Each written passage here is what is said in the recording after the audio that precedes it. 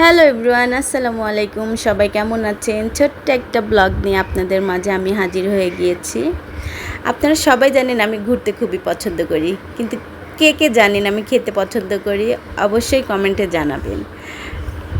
আর আমি প্রতিদিন কোথাও না কোথাও ঘুরতে যাই, আর ঘুরতে গেলে আমার মাথা নষ্ট হয়ে যায়। সরি, মজা করলাম আর কি, কেউ আবার সিরিয়াসলি নেবেন না প্লিজ।